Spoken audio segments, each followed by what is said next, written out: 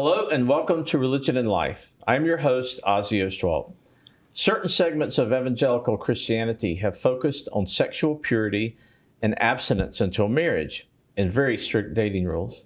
This so-called purity culture often leads to shaming females especially and can have lasting negative impacts on self-image and worth. The Department of Theater and Dance is producing a play this semester, Oh, to be Pure Again, that explores this culture and some of its impact on young people. My guests today, Dr. Gina Grandi, and two of the actors in the play, Annabelle Merriam and Delta McAllister. Or did I get that? Annabelle. Annabelle, okay, all right, good.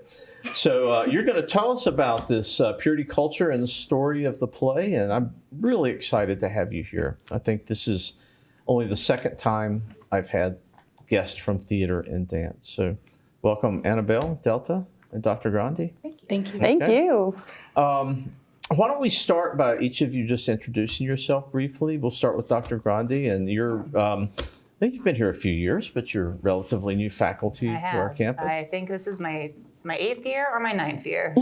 Okay, depends on how you count. That COVID year can go either way. I can't remember it, so it did go by in a bit of a blur. But I am the play's dramaturg. I'm an assistant professor in the theater department, and I do direct also. But I do a lot of dramaturgy work. And to explain what a dramaturg is, you anticipated my next question. It's a difficult role because it takes a lot of different. The role takes on different roles depending on the context. But essentially, the dramaturg is the person on the production team who interacts with the text. So in a lot of my work outside the college, I work with playwrights and new plays in development and working with them on the development of the script and dropped plot threads and the language and helping structure it. When you're working on a production, a lot of that can be research around the historical time period. It can be trying to figure out what specific words mean in their context. For this play, it's very interesting because it is, I don't want to say historical because it makes me feel really old. Well, it takes place in 2010, which was yesterday. But researching purity culture in the 2010s and what that time period looked like, but also this is still a very new play. So we have had the opportunity to speak with the playwright and ask the playwright some questions about, there's one inconsistency we found in the script and able to ask about that. So my role is primarily research and what the actors need to know to explore their roles, but also what the director needs to know in order to effectively work with the actors. That's really fascinating. There's so much behind the scenes that I never would have thought of before, and I've already learned a new word today, so I appreciate it. Yeah, Delta, tell us about yourself. Well, hi, my name is Delta. I am a senior here at App, and I play Autumn, and basically I'm a theater performance major. I've always wanted to do theater, and so when I came to App, I was like, yes, this is exactly what I want to do. There you Yeah. Well, hi, my name's Annabelle Merriam. I am a junior here at Appalachian State, and I'm also a theater performance major. And a lot of the cool things I'm playing Becca, and our play is based at a 2010 summer camp type vibe. If you know Young Life or any of those kind of church camps, it's that kind of a vibe back in 2010. And Becca is the counselor, and the rest of the cast is made up of an ensemble of campers and fiancés and other people like that. And it builds upon the foundations of, what does religion mean to these girls? And it focuses then on all of these different things that we've learned, like the purity culture and all those things, and women not feeling so comfortable in their skin in this kind of culture. So the cool thing is just getting to explore that from someone. Becca is 22 in the play, and I'm 21 now, and it's just cool to be able to play a character that's just who I am. And I love camp, I love theater, and just getting to mash the two together has been like heaven. I haven't read the script. I don't know anything about the play, but I'm betting that you start out in one place with your attitudes about purity culture and you end up in a whole nother place through your interactions with the girls. You are 100% correct. Yeah, that sounds like a great play. So you're a camper, Delta? Yes, Your Autumn plays a character is a camper. Okay. So you two are going to probably have some meaningful interaction within the play. Yes. Okay. So let me start. You've already described the play a little bit. Did you know anything about purity culture before you started this play? Had you had any interaction with it before? Personally, I did.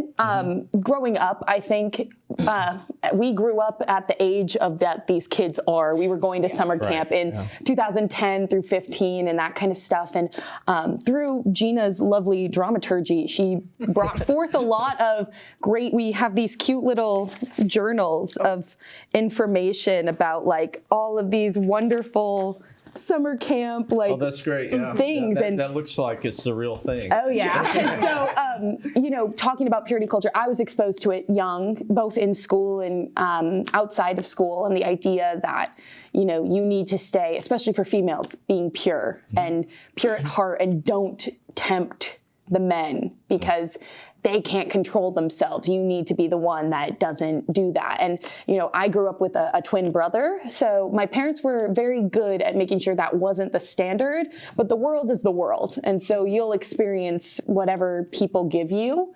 But, experiencing purity culture firsthand was something I had in my life. With me, I grew up Southern Baptist.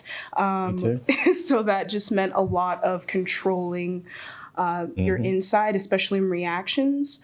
My mother was the main one who brought on purity culture for me, not like hammering it down, but she would be like, hey, watch what you eat, make sure to read Proverbs, just read the entire Bible. She really encouraged me to get baptized in a moment that I didn't wish to be, but there was a whole lot of restrictions in the churches that I had went to. And so it just had a lot of like wear skirts and they have to go below the knees. Don't wear anything too off shoulder. I never really wore off shoulder clothes until about senior year of high school. Okay. That's how bad it was. So and maybe this is a question for Gina, but I want to distinguish between a kind of historical emphasis on modesty within Christianity and this so-called purity culture, because I think it's a step further, right? So exactly. In Christianity, there's been some emphasis on I guess, purity and modesty, particularly for women, based on the writings of Paul. But this movement, which I think began in the 90s, and Gina, I think you're going to be the expert, right? Really focused on the behavior of women and singled out women and put all the responsibility of sexual morality on women. And that resulted, in my understanding, in a lot of shame casting and whatnot. But maybe you can just describe this purity culture. And yeah, it's interesting to have tracked it, and being that I lived through all of it. And I was in college at the height of the AIDS crisis. And a lot of what we call purity culture did stem from a fear. And fear of STIs. And when we teach plays that take place in that time period and have references to HIV and AIDS, and I talk to the students about, it was terrifying to be in college at that time. Like, we were legitimately afraid to have sex because it could mean that you died. Because we didn't, in the late 80s and the early 90s, we didn't know very much about it. And the rise among particularly heteronormative couples was very high. But a lot of the combination of sort of traditional, long-standing modesty and abstinence combined with the fear of disease led to this rise of kind of mashing that together. There is, as I have an assistant dramaturg who's been looking into this for me, there's a really long history of abstinence pledge cards that used to be around alcohol. In the 1800s, and that sort of morphed into taking that letter from Paul to please tell me if I'm incorrect in this, Paul to the Thessalonians. Yeah. There's a line where he says, I'm going to keep my body pure from this and from this and from this in order to be closer to God, which I find very interesting that became then a directive for women. And it became in the early 2000s, really peaking 2008, 9, 10, primarily because pop culture stars were talking about it, and the True Love Waits movement that started purity rings. And were advertising purity rings. And the Jonas Brothers, one of them had a purity ring, and Selena Gomez and Miley Cyrus, and it became part of... Miley Cyrus? Okay. That one caught me off guard. But Things really changed. Okay. Well, through Gina's work, and we were looking into it, one of the Jonas Brothers in a later interview was like, people were really obsessed with my life at 15 years old. And the idea that, what was I doing with my body at my age? And it almost was like a fad or a trend, like how we have trends and all these things of people saw these celebrities that they idealized and were like, oh, well, if they're doing that, then I got to start on that too. And I think doing that on top of like the Christianity mega church at the time, it was just that kind of spiritual ball of chaos that we really dive into in the show.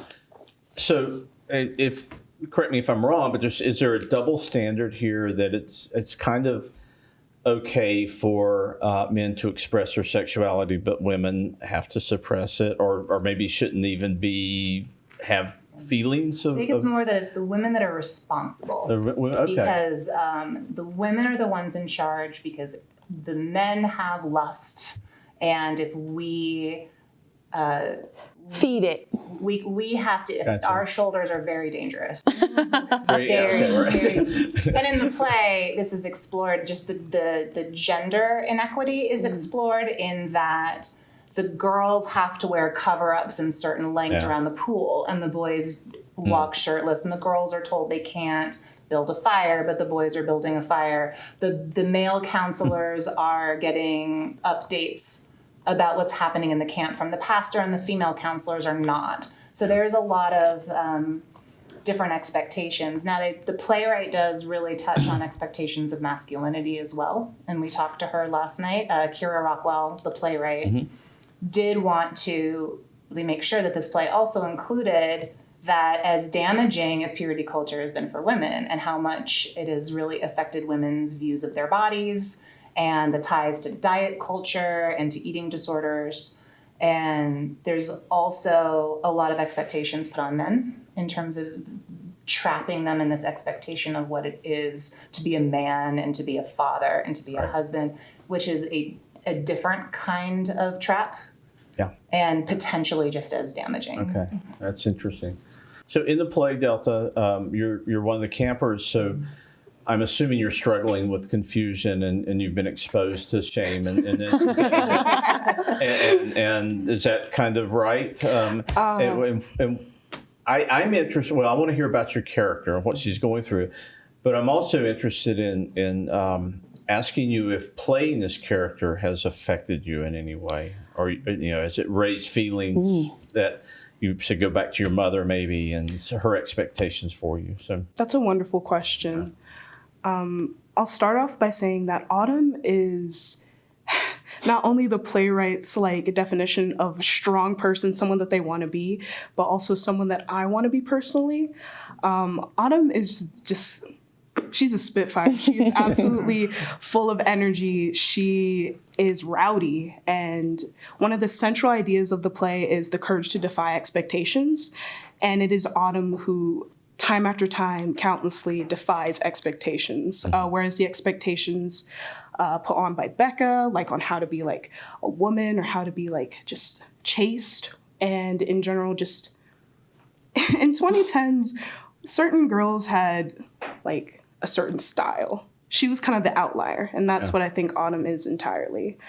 How did Autumn end up at this camp? That's what I want to know. Sounds, but not sorry, I interrupted you. But. That's also another wonderful question. Right. Paulette Marty, our director, she had emphasized us to basically just build up our character from the ground up through experiences we have had. And so I don't know. There's so much that I could tie back from my own experience being a Southern Baptist into Autumn. So how I basically categorized her is she's a Southern Baptist as well, because my mother's side, because I lived in Virginia, they had a Pentecostal church that was the only church within like 30 miles. So that was the church you had to go to. And so I kind of grabbed some of those experiences being in I wouldn't say a patriarchal or matriarchal family. It's what I like to call a balanced ship, because my father had his role and my mother had hers. And so Mom, she was doing the best for me in childhood, but it was harming because she also had those ties from Southern Baptism, basically being just tight, seen and not heard. Right. And so bringing that into Autumn, I wanted to give a sort of very strained, very constricted character. Like, she wants to be herself, but she's in a space where it's not entirely possible, because the way I've basically been making her up is that she's genderqueer. Being a trans individual myself, it's very hard to express oneself when you're surrounded by so many people that are the same. Right. And you're expected to assimilate and conform. And so she finds expression through her wolf shirts. So I'm having a lot of fun with wolf shirts, and how those long, like, very hyper masculine t-shirts are kind of a cover for her to feel secure within herself, because she's at a point where she's kind of teeter-tottering between the binary. Yeah. So you're really challenging your camp counselor here. You probably weren't trained for Well, Autumn. I was- as camp counselor. So describe the interaction and what else. Yeah, I happens mean, here. honestly, I think this is the strangest group.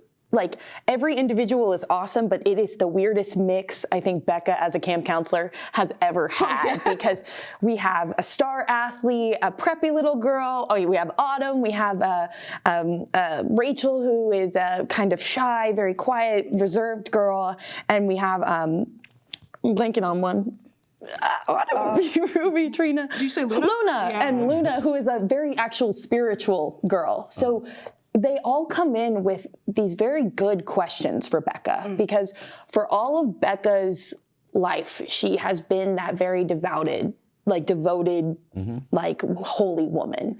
And when she started, the other main guy counselor is Adrian, who is her fiance, and they've met through this camp and all these things, and they are like supposed to be married in 40 days from the time the play starts.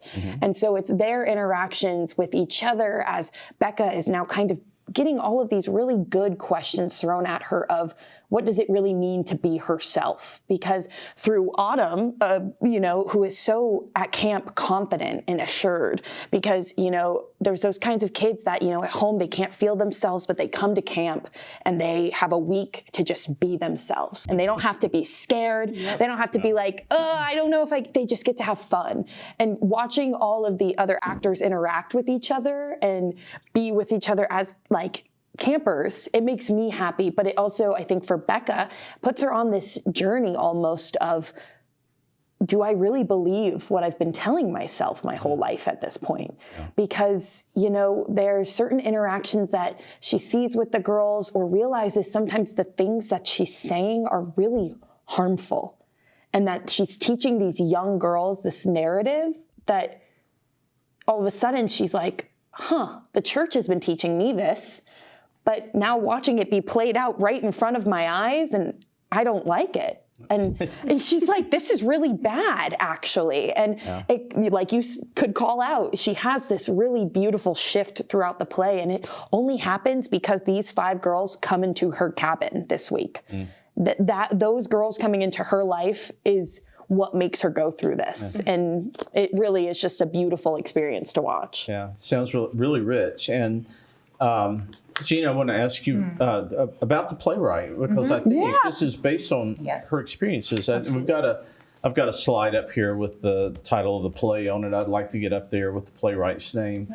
Kira. Well, Kira, We met with her last night. It was met with her really last- cool. Yeah, let's see if we can get another slide with the title of the play up there. While there it is. Yeah, so, Oath to be Pure again is the name of the play. Kira Rockwell. Kira So Rockwell. tell me about Kira and, Awesome. and her input here. well, it was interesting because we knew a little bit about her process just from the notes that are in the play, but having the chance to speak with her yesterday, and I sent her a note. I don't know if she saw it, and I said, "Oh, Kira, I think we lived the same life." When she was describing her own experience, it was very beat for beat what I had done, just in different states. Right, right. She initially sent out a survey monkey over Facebook.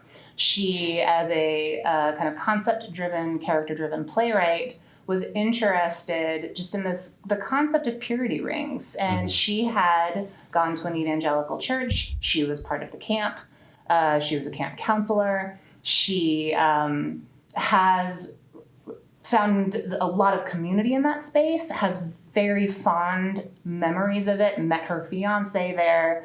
And then as she came more and more into adulthood, found that some of that experience had damaged certain parts of her. And that was very much my own experience and very much the experience of a lot of people in this cast, was that the high school, church, youth group, camp, it's so important, and the community was so important, and it meant so much to so many of us. And this play is not a condemnation of Christianity or of this form of Christianity or at Christian summer camps.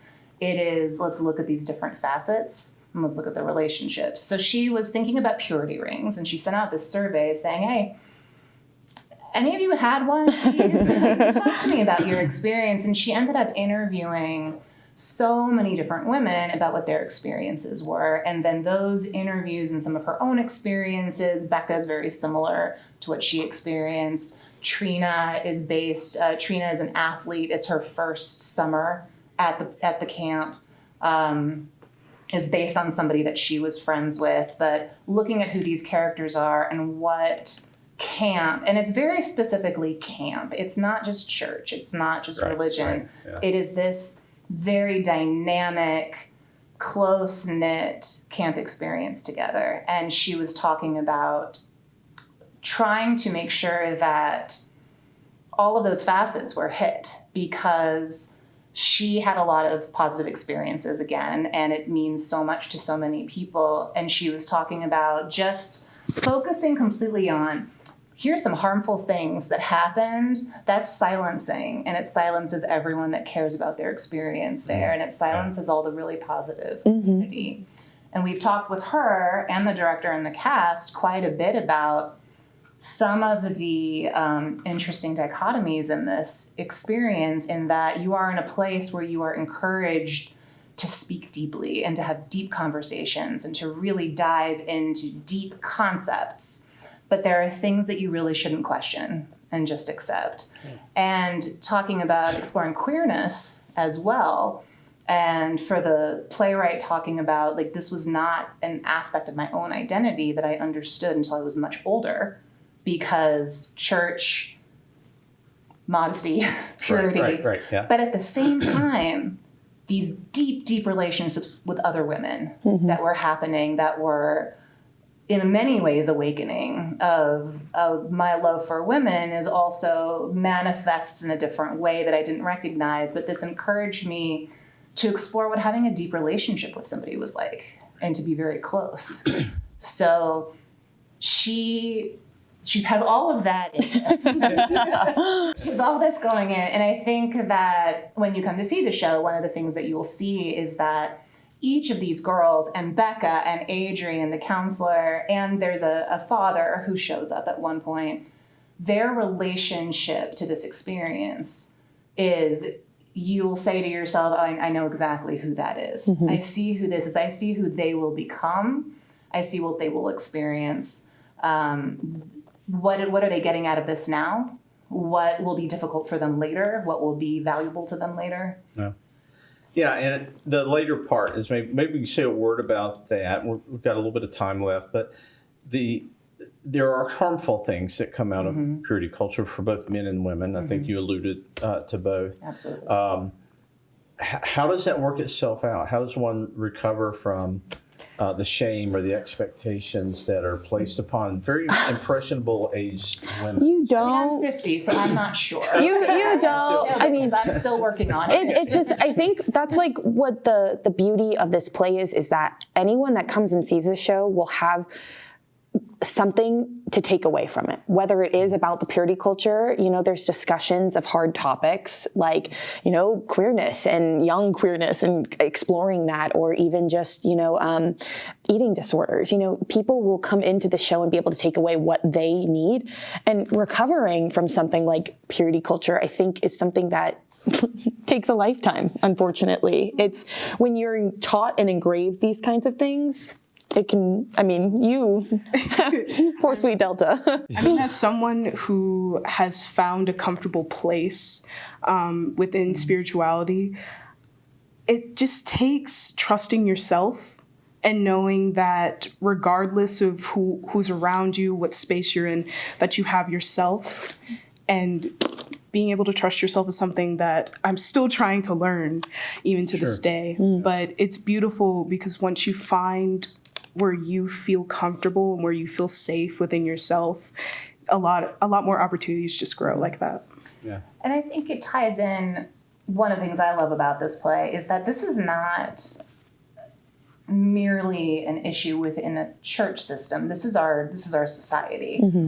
And so how do you recover from the patriarchy? I'm not sure. But the issue of culture and blaming women and the responsibility being placed on women and the sexualization of very, very young women and teenagers, and asking about underwear and sex lives of movie stars and of celebrities.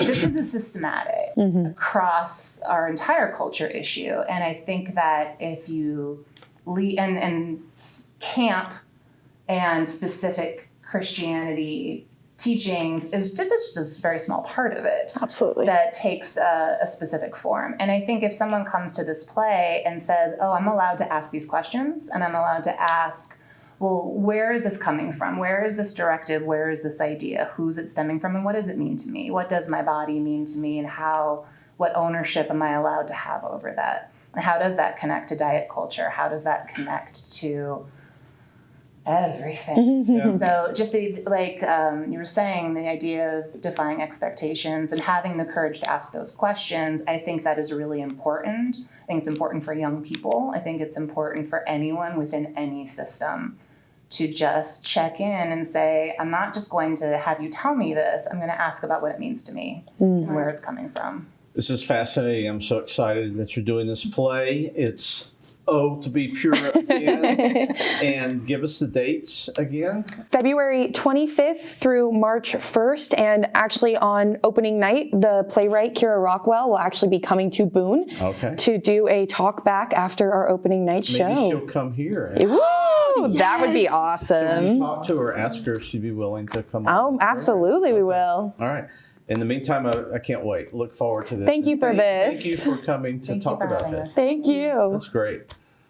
Well, that's it for this show, and I hope you'll join us again next week as we continue to explore the relationship between religion and culture. Until then, this is Ozzy Ostwald.